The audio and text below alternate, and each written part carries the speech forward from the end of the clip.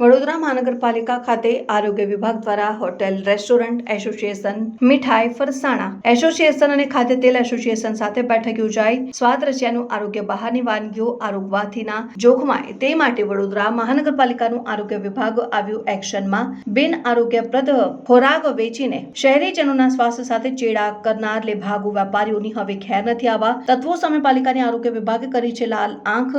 હાલ પવિત્ર શ્રાવણ માસને લઈને આવનારા તહેવારોને લઈને શહેરીજનો હોટેલ, રેસ્ટોરન્ટ અને ફૂડ કોર્નરમાં અવનવા વ્યંજનો આરોગતા હોય ત્યારે તમામ વ્યંજનોમાં કેવા પ્રકારનું તેલ, ચીઝ, બટર, પનીરનો વપરાશ કરવામાં આવે છે તેને લઈને વડોદરા મહાનગરપાલિકાની વડી કચેરી ખાતે આરોગ્ય વિભાગ દ્વારા તમામ એસોસિએશનો સાથે બેઠક યોજાઈ.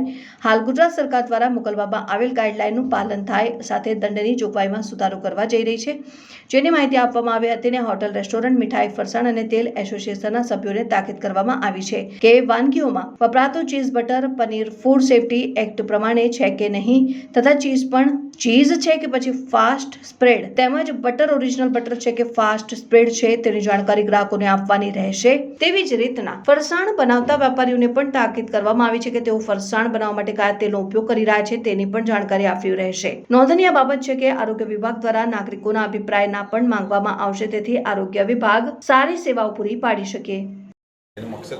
અત્યારે શ્રાવણ મહિનાથી માંડીને રક્ષાબંધન છે, જન્માષ્ટમી છે, ગણેશોત્સવ છે, તે દિવાળી સુધીને તમામ તહેવારોની સિઝન ચાલુ થઈ છે. તો તહેવારોની સિઝનને ધ્યાને લઈ અને હવે લોકોને બહાર જમવા જવાનું છે, લોકોને મીઠાઈની છે, આ બધી જરૂરિયાતો વધવાની છે. એ જરૂરિયાતને ધ્યાને લઈને હોટલ રેસ્ટોરન્ટ એસોસિએશન છે, મીઠાઈ ફરસાણ એસોસિએશન છે, તેલ એસોસિએશન છે, આ ત્રણ એસોસિએશનને બોલાવી ગુજરાત સરકારમાંથી જે નવી ગાઈડલાઈન આવી છે એ ગાઈડલાઈનની પણ થોડી ચર્ચા કરવાની હતી. અને એ લોકોએ એમની રેસ્ટોરન્ટમાં કાં તો મીઠાઈ ફરસાણની યુનિટમાં શું તકેદારી રાખવાની, શું કાળજી રાખવાની એ બાબતની આજે ચર્ચા કરવામાં આવી. કઈ વાત ગુજરાત સરકારની ગાઈડલાઈન? હા, ગુજરાત સરકાર ફૂડ સેફ્ટી એક્ટની જે ગાઈડલાઈન છે એ ગાઈડલાઈનમાં દંડમાં જોગવાઈમાં થોડો સુધારો કરવા અત્યારે ગવર્મેન્ટ ઓફ ગુજરાત જઈ રહી છે. એટલે એમણે પબ્લિક કોમેન્ટ, પબ્લિકના સજેશન આવે છે.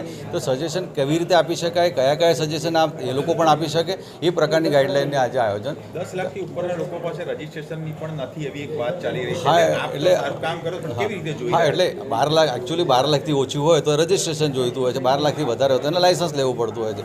એમની પણ એક વાત હતી. તો હવે અમે અમારી રીતે પણ સર્વે કરાવ્યું છે કે 12 લાખથી જેટલા ઓછા છે તો એને રજીસ્ટ્રેશનની કેટેગરીમાં અને વધારે છે એને લાયસન્સની કેટેગરીમાં લાયસન્સ આપ્યું. અગાઉ એવું પણ હતું કે પેલી મીઠાઈ પર ને બધા પર લખવું પડતું હતું એક્સપાયરી ડેટ. એનો અમલ એ છે ને વોલેન્ટરી થઈ ગયું છે. હવે તમે જે કહો છો ને બેસ્ટ બિફોર લખવાનું તે હવે વોલેન્ટરી થઈ ગયું છે. પણ બીજી વસ્તુ કે કઈ વસ્તુનો ઉપયોગ કરે છે, ધારો કે ફરસાણ બનાવે છે તો પામ ઓઇલમાં બનાવે છે કે કપાસી તેલમાં બનાવે છે, એ બી એને ડિસ્પ્લે કરવાની. એ બાબતની બી આ લોકો એમના એસોસિએશન જોડે ચર્ચા થઈ. પનીર વાપરે છે તો પનીર જ લખવું પડે, મીડિયમ ફેટનું વાપરે છે, લો ફેટનું વાપરે છે કે પનીર વાપરે છે, એ બી એમને ત્યાં દર્શાવવું પડશે.